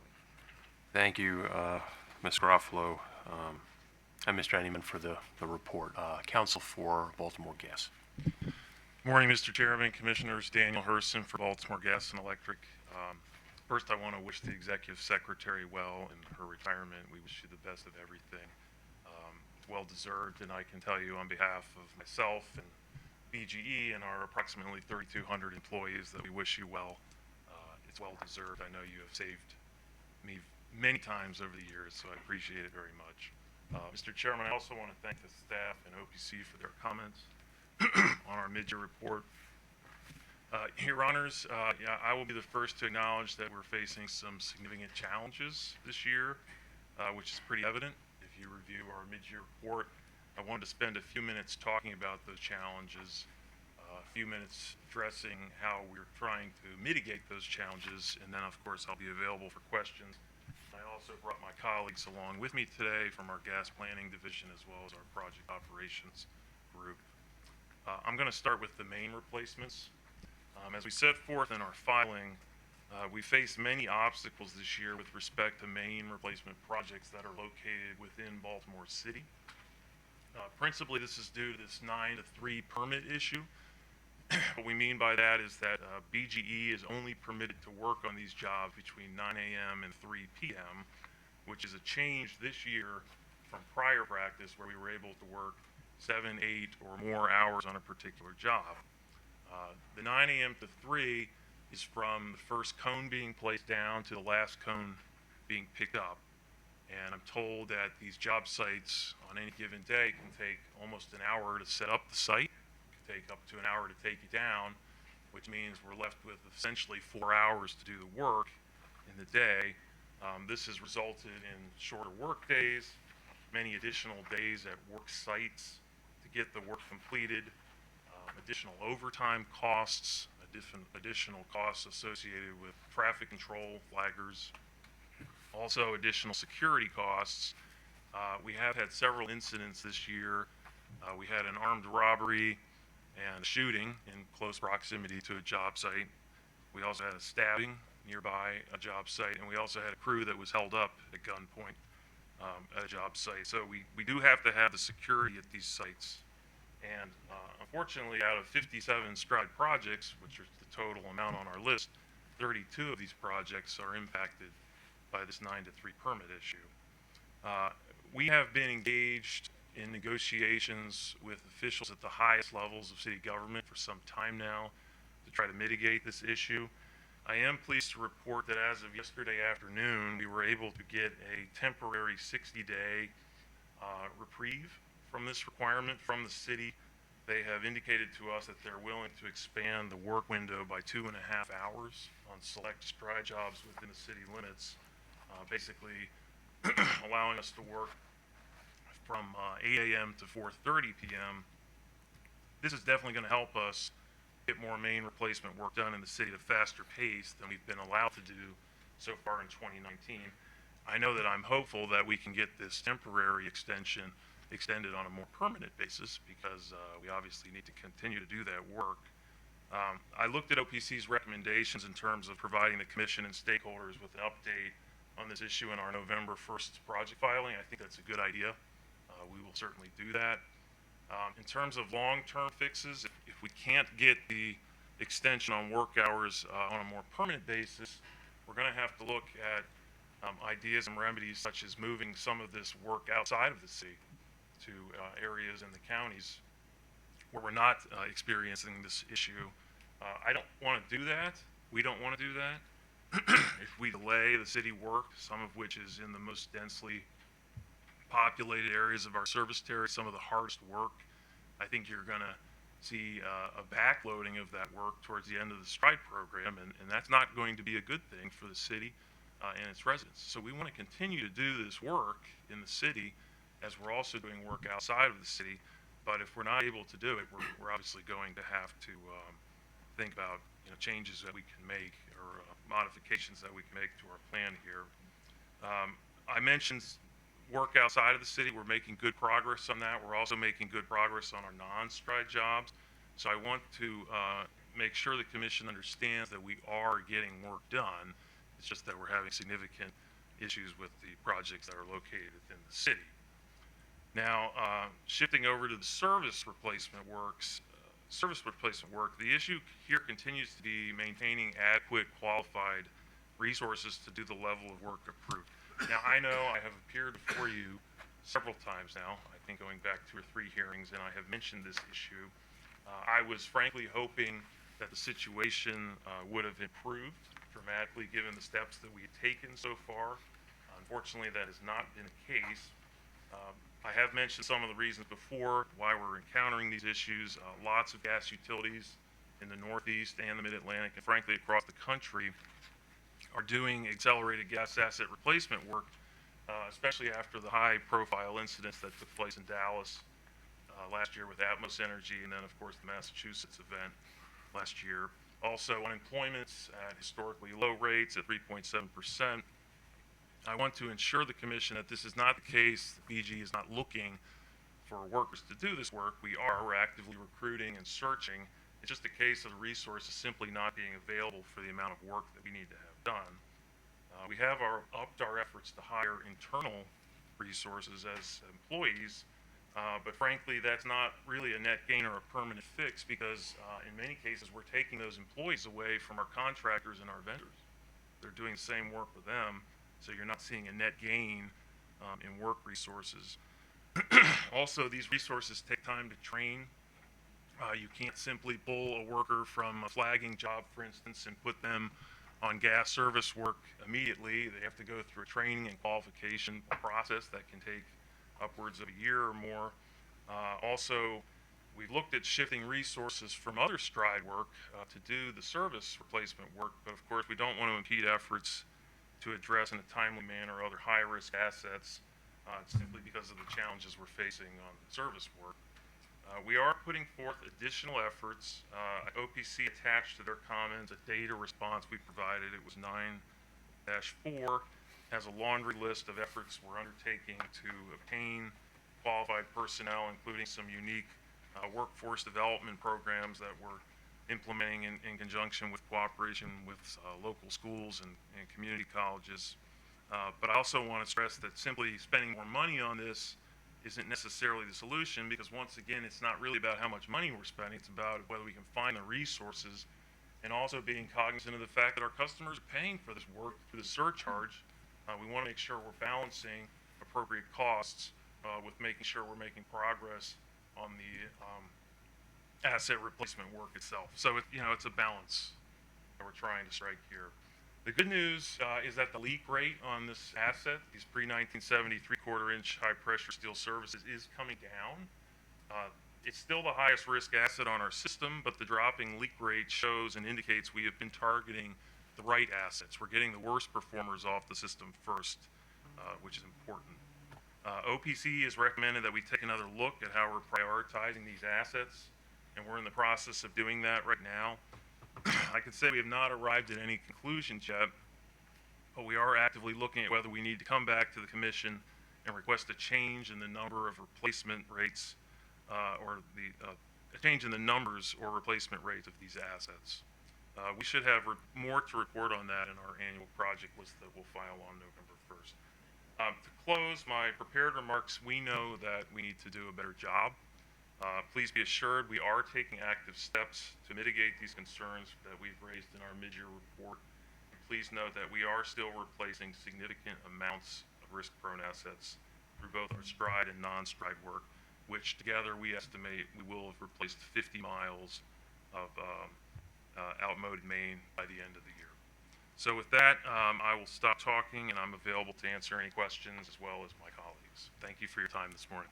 Thank you, Mr. Hurston. I neglected to note that OPC made a filing. Usually I call parties before the applicant to state their position. So I'm happy to step aside and let Mr. Cleaver. yes, and then I'll give you an opportunity to respond to OPC if you need one. So does OPC wish to make a statement? Yes, briefly, Your Honor, and going after the company, again, for the record, Joe Cleaver on behalf of the Office of People's Counsel, and going after the company has probably shortened what I'm going to say. I would say that first of all that I appreciate the company's willingness to include the updated report on the negotiations with the city with respect to the workday restriction and the update in its 2020 project list on the contractor training and development process and where things stand with that. So I do appreciate that, and that was our ultimate recommendation in this filing. So that's important, and we appreciate it. I also found Mr. Hurston's explanations compelling, and I appreciate them.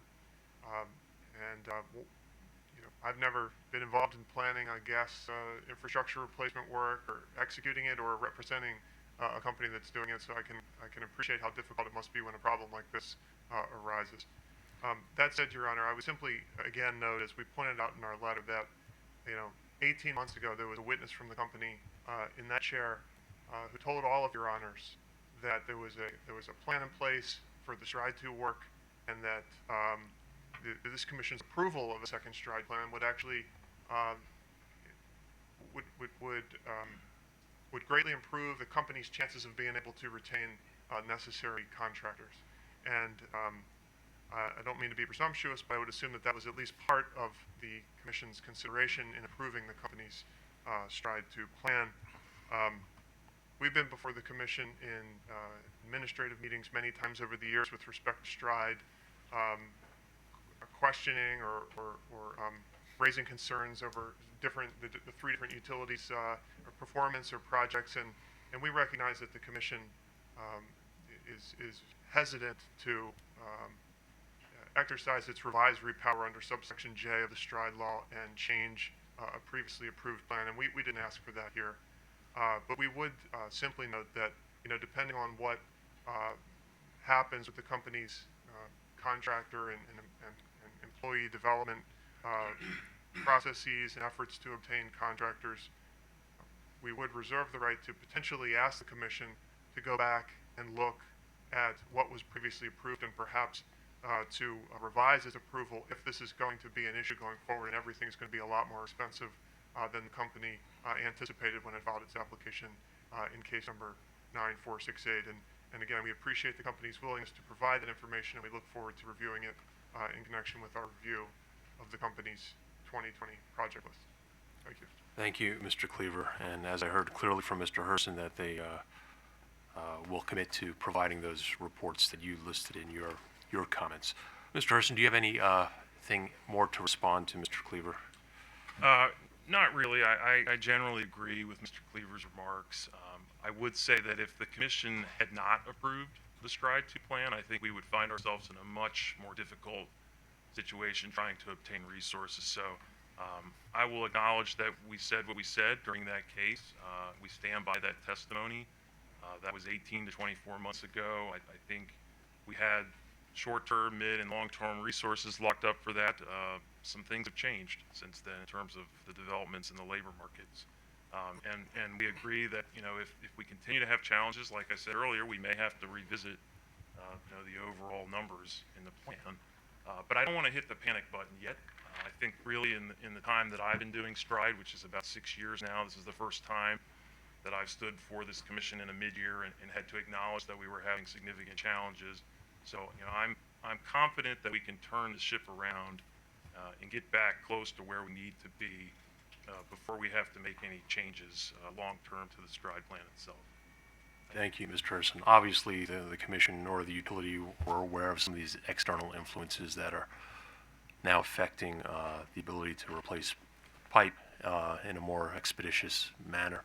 I'm glad to hear that you're having seemingly productive conversations with the city of Baltimore to allow your crews to work more than just a few hours a day. I imagine, like you said, the setup and the breakdown probably consume half the day and very little is getting done.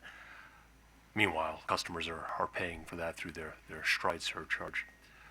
At this very moment, the top article circulating on the Baltimore Sun online, at least, is respect to Baltimore Gas and its ability to timely replace pipeline. I suspect it'll be on the cover of the hard copy on tomorrow's paper. So this is an issue that's important. The commission will continue to scrutinize the Stride applications and what they pay, but I recognize that BG&E is in a relatively tough situation in terms of the ability to tear up the streets and make the repairs that are needed to have reliable service. Do commissioners have questions? Commissioner Linton. Thank you, Mr. Chairman. So, Mr. Herson, I don't know if you could share with us if the city has expressed to you what their concerns are as to why this policy was changed. Is it something you could share with us? I actually, Commissioner Linton, haven't been part of the negotiations. What I've been told from the team is the city has concerns with the general disruption that's been taking place this year. I know we've had some issues on the city streets. Some of it had to do with traffic light timing. We, of course, had the big sinkhole down at the corner of Howard and I think it was Pratt. It's just a general hyper-awareness among city officials of the frustration that commuters are experiencing right now, and frankly, city residents as well, with a lot of work being done. So they are trying to, I think, in probably good faith, limit that disruption. The problem is that very much restricts our ability to get our work done. So I don't have specific demands that they made other than that they've just, for the first time, said we are going to be enforcing this 9 to 3 very stringently. So it's a relatively recent policy then. It certainly wasn't around at the time the plan was proposed. So this is a 2019 phenomenon. We have not seen this sort of enforcement prior to this year. Okay. All right. Thank you. Mr. Herson, how is the company making out on its low pressure replacements with the Stride program? Low pressure systems. Yes, Commissioner. We are doing quite well there. All but 2 of the projects that we have on our list this year, so 55 of the 57 projects are addressing low pressure main, and over 80% of all the mileage that we're abandoning this year is low pressure main. So I think I've said before, if not, I'll say it now, that long before the incident up in New England, we were addressing low pressure main. Obviously, that put a white hot spotlight on that issue, and we've redoubled our efforts. And certainly, when we're going to the drawing board and planning out our projects for the next year, we have that top of mind. We got to address that low pressure main. But rest assured, we are working on that. That's good to hear. I'm glad, and I wonder if our friends at City Hall know the importance of that work, because you said the 3/4 inch high-pressure steel was your most vulnerable asset needing replacement, but I would make the argument that your low-pressure systems are your most vulnerable argument from the perspective of public safety. Mm-hmm. Do you think, in your discussions with City Hall, are they aware of the existence of a safety threat to the citizens of the city if we don't get this work done expeditiously? Well, I can tell you we've certainly been telling them that. I know we sent that article over to them this morning. That appeared. Timing is everything, right? I saw that. We sent that over. we keep them aware of our concerns. I hope they're listening today. I really want to emphasize that it's important to us that the city let us do this work, especially down in the core of the downtown where, frankly, it's the most difficult work environment. I'll say what I've said before. If we experience anything like Andover, West Andover happened up in Massachusetts, in this downtown area or anywhere in the city that's densely populated, we're gonna rue the day that we didn't expedite getting that stuff out. So if there's anything that I can't speak for the commission, but I'm sure that someone here would be willing to convey that to anybody who wants to listen in the public realm. Thank you, Commissioner. I'll pass that along. Seeing no additional questions for the staff or for BGE, is there a motion? Yes, Mr. Chairman, for item number 16, I move we note the filing. All in favor? Aye. The motion is approved. Thank you. Item number 17 is P52ES Rifle Road Community Solar LLC filed on August 27, 2019. Request for a waiver of COMAR 2062-0304C for the project pursuant to COMAR 2062-0304 for good cause shown. Good morning, Annette Garofalo again. As the Executive Secretary noted, P52ES Raphael Road Community Solar LLC is seeking a waiver of the operational deadline under COMAR 2062-0304C. The deadline they're seeking would extend their current September 28, 2019 deadline to June 1, 2020. As good cause, which is required under COMAR 2062-0104 for the granting of this waiver. Applicant notes that there have been various delays in the local permitting process, and P52ES does not expect to receive all permits required to begin construction until November of this year. Relying on the information provided in applicant's August 27, 2019 letter, staff recommends that the Commission extend applicant's operational deadline to June 1, 2020 as requested. The electric company in whose service territory applicant's project will be built controls the queue for the first 18 months, consistent with COMAR 2062-0304. The 18-month period allowed under COMAR will expire on September 27, 2019. It's not clear why this Year 1 project was not accepted into BGE's queue until March 29, 2018. However, no previous waiver has been granted to applicant for this project, and it does appear that the permitting process has been lengthy and will not be completed until the onset of winter. For these reasons, staff recommends that applicant be granted a time-limited waiver of COMAR 2062-0304 to June 1, 2020. Thank you, Ms. Garofalo. Counsel for the applicant. Thank you very much, Mr. Chairman, Commissioners. David Bugelmans on behalf of P52ES Raphael Road Community Solar LLC. Before I begin, I would like to address Ms. Romine briefly. Looking back, I think it's probably the first or second CPCN case I ever did was before Chief Judge Romine at that time. As you might imagine, I was quite nervous. I don't want to say she went easy on me, but she was accommodating and welcoming, and I think set me up and welcomed me to this community. In her role as Executive Secretary, she's always been very helpful. And I can say on behalf of everyone in my office, we really respect her and look to her very highly. Wish her well in her retirement. So thank you very much, Ms. Romine. Moving back to the incident matter, I have with me Eric Lamore from Nautilus Solar, the developer of the project, with me. We reviewed staff's box sheet. We have nothing to add except our concurrence. Although I would like to point out, with respect to staff counsel's comment about the position of this project in the Year 1 queue, this project is a 51% LMI project that used the last remaining capacity in the Year 1 queue and just entered the program later than other ones. In Year 1, but that's simply the only reason why it's Year 1 and we're here before you at this point. We're happy to answer any questions about the status of this project, including its current status with respect to permitting, and thank you for consideration. Thank you. Do the commissioners have any questions? Just quickly, these permits, can any of them be obtained like in parallel paths? There's several different permits you have to get. They have to be sequential. The filing seems to indicate they're all sequential. They are sequential, Your Honor, and Eric Lamore here can provide some further detail on that. Yes, Your Honor, that is correct. They are sequential. So we've petitioned several times with the county to try and get parallel reviews, but to no avail, unfortunately. So We've also, because it's our understanding that the county's had a lot of retirements, and that's created longer timelines in these reviews.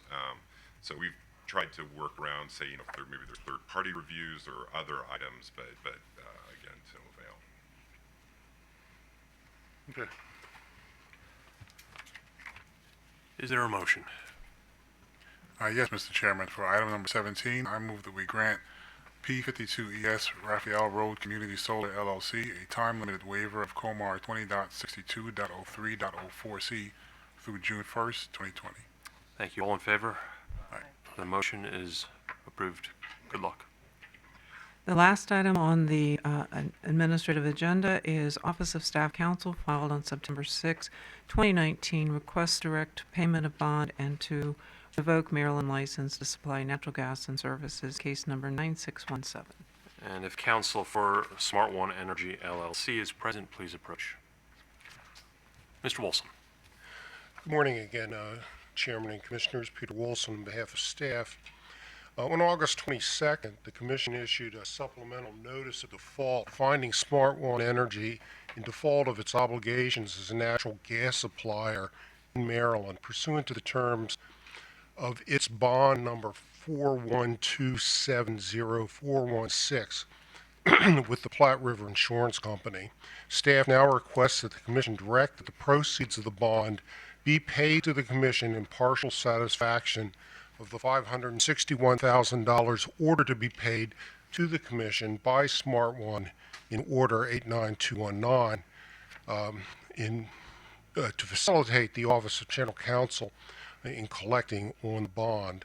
The bond expressly states, Platte River Insurance Company will permit the Commission to direct that the proceeds of this bond be paid or dispersed to satisfy the electricity supplier's financial obligation to the Commission or other Maryland governmental entity.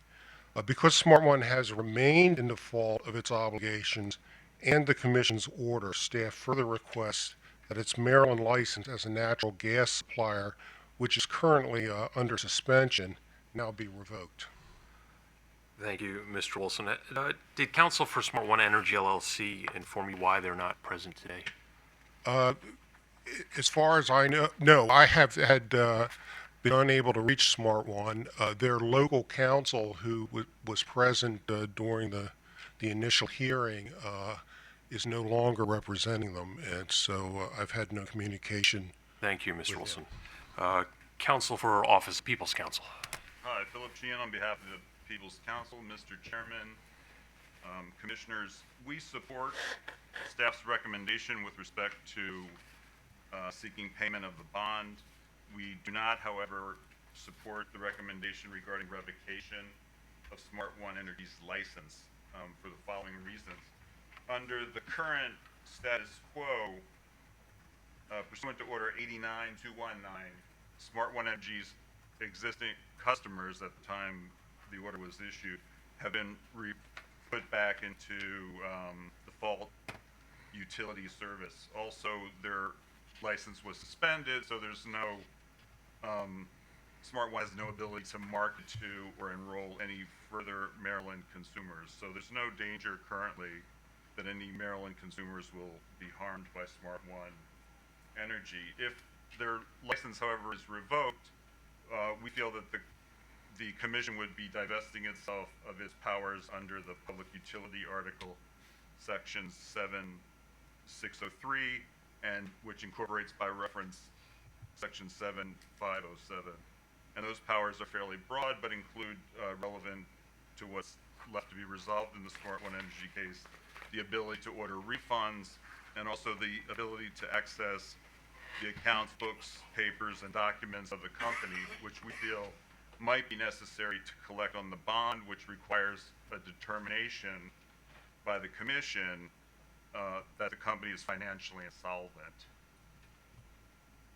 So to the extent that that determination needs to be made, examination of the books and records of the company might be necessary. So we feel it's imprudent to divest yourselves of that power. Mr. Sheehan, though, is it not financially insolvent or unable to meet its obligations as a prerequisite for payment under the bond? It's or.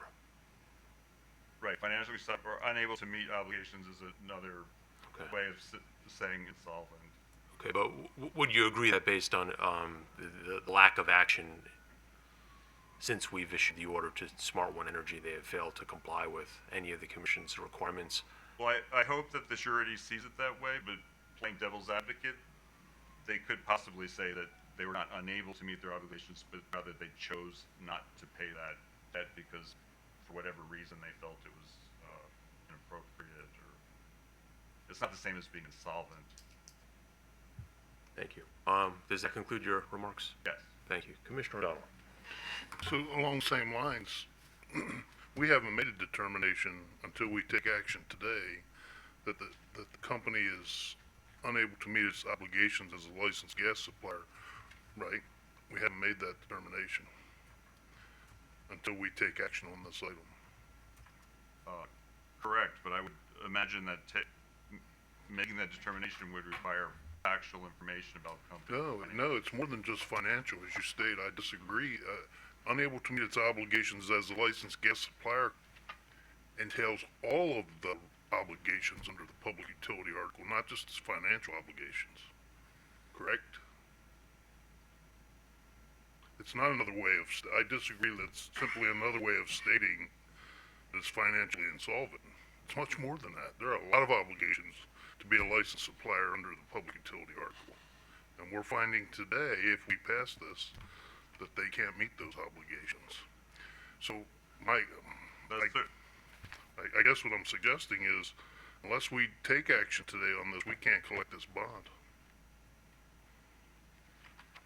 Our concern is that the power to to order refunds is included in these sections of the public utility articles, which you may divest yourself of that authority by revoking the license. Beyond the 3 cited consumers in the case against Smart One Energy, no refunds have been ordered for the thousands of other consumers that have been defrauded by Smart One Energy. So we would like to see that power preserved.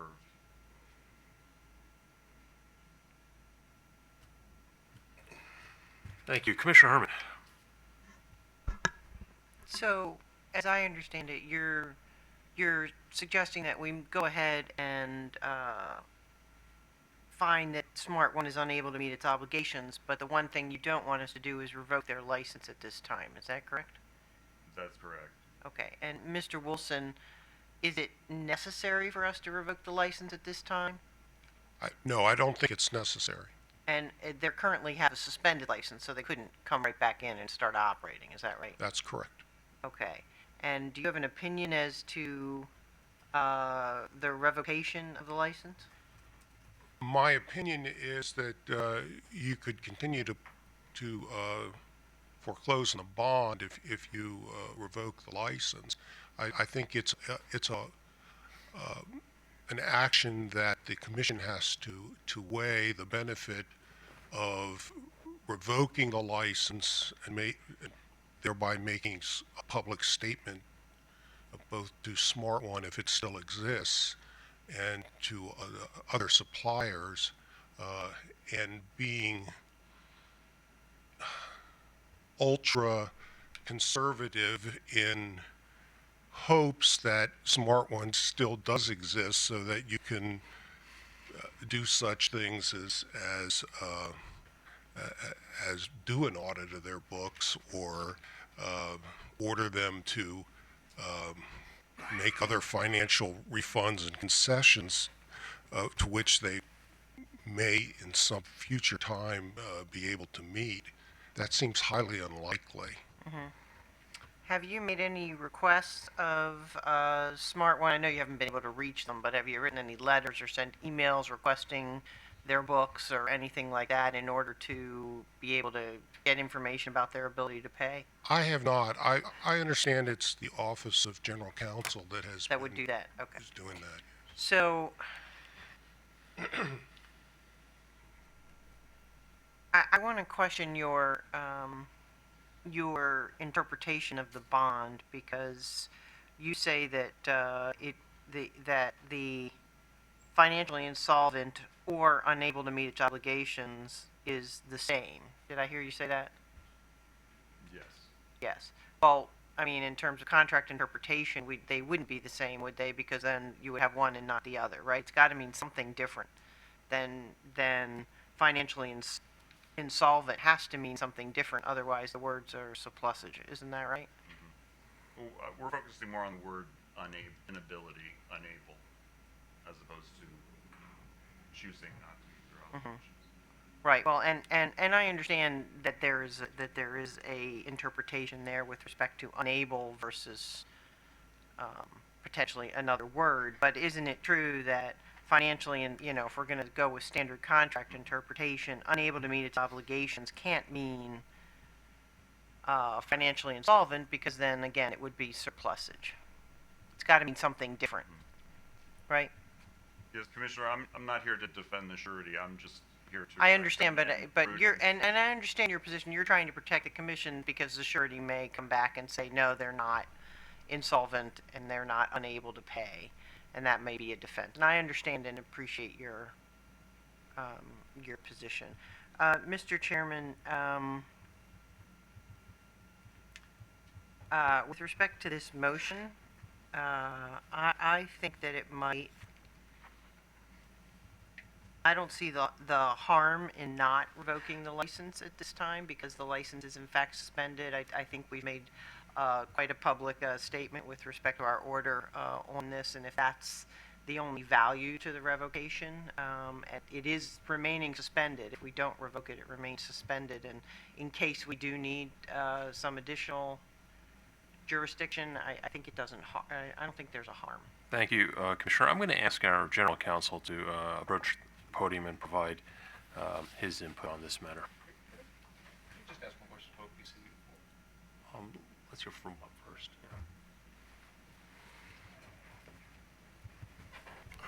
Good morning, Chairman, Commissioners. Robert Irwin, General Counsel of the Maryland Public Service Commission. My recommendation to the Commission would be that we revoke anything we order them to do in future. They aren't going to do anyway. I think they've made that clear. There's no reason why we need to have another proceeding in another AM to revoke them in the future, in my opinion. Thank you. Any questions? Thank you, Mr. Irwin. Any questions from the Commissioners for the General Counsel? Thank you. Thank you. Mr. Sheehan, if you could reapproach, Commissioner Richard has a question. Yeah, I just wanted to find out, I mean, given that there were laws broken, the door-to-door solicitation, the telephone solicitation, I think it was primarily telephone solicitation. It was all telephone. Are there other avenues that OPC could pursue to try to redress the violations of state law? I mean, is it only through the Public Service Commission, or can you take this through the court system? I think we could do our own complaint, but it would have to be through the Public Service Commission. Okay. You couldn't send this to the Attorney General's office and say, hey, there have been laws broken. We advise that the citizens be made whole, and therefore, does that have to necessarily involve the Public Service Commission at this point? I think the Attorney General could exercise jurisdiction if he so chose. Okay, so if we were to revoke, there are opportunities to get justice, to get reimbursement for citizens of the state, for customers, I guess I should say, through other avenues. Okay. Yeah, that was yes. Yes. Okay. Well, thank you. Commissioner Linton. Thank you, Mr. Chairman. For Mr. Wilson from staff, if our intention here is to communicate to the surety that the company is financially incapable of, they're insolvent and incapable of making this payment, do we know or have we been in touch with the surety Platte River Insurance Company to see if a decision made today here that they would accept that as the determination, or would they look for Smart One Energy to contact them and say, "Oh no, I'm fine. We just didn't pay"? What are they looking for from us? Staff has not inquired of Platt Insurance. Again, I think that was being handled, that aspect of it was being handled by General Counsel.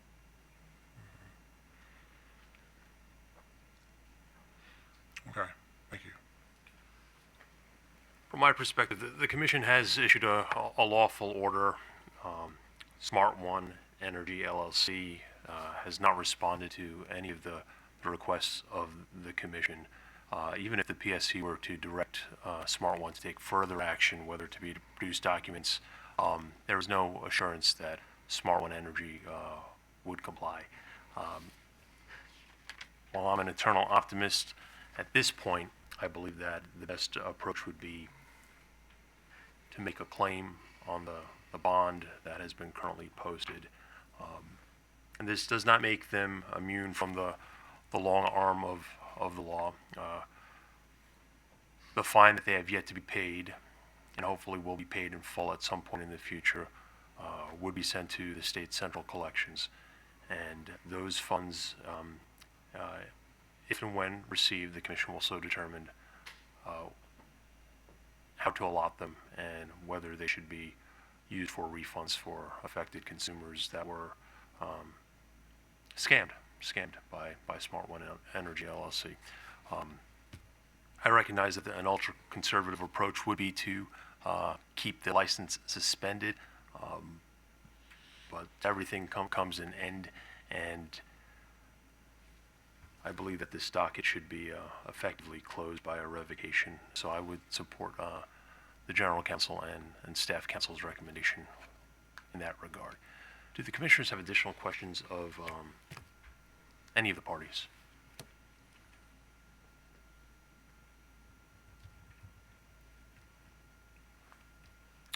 Is there a motion? Mr. Chairman, before I make the motion, I want to kind of make my thoughts heard on this matter myself. I'm going to support revocation of this license because I think it will help us clarify jurisdiction over this bad actor. And I think it will allow the Attorney General to proceed with action against this bad actor in a way that may be muddied if we maintain jurisdiction by keeping the license in suspension and active. And so I'm going to support the motion, support the recommendation for revocation. So with that, I move that the commission find that Smart One Energy LLC is unable to meet its obligations as a licensed gas supplier in Maryland and finds that Smart One Energy has failed to satisfy its financial obligations to the commission. Direct that Platte River Insurance Company that proceeds of the bond number 412-70416 be paid to the commission to satisfy Smart One Energy's financial obligation to the commission, and finally to revoke Smart One Energy's license IR-2355 to supply natural gas in Maryland for violation of COMOR and commission orders. All in favor, please say aye. Aye. Any opposed? Mr. Chairman, I'm in favor of the first two findings and dissent on the revocation. Duly noted, Commissioner Herman. The motion is approved. Seeing no additional business before the agency this afternoon, this meeting is adjourned.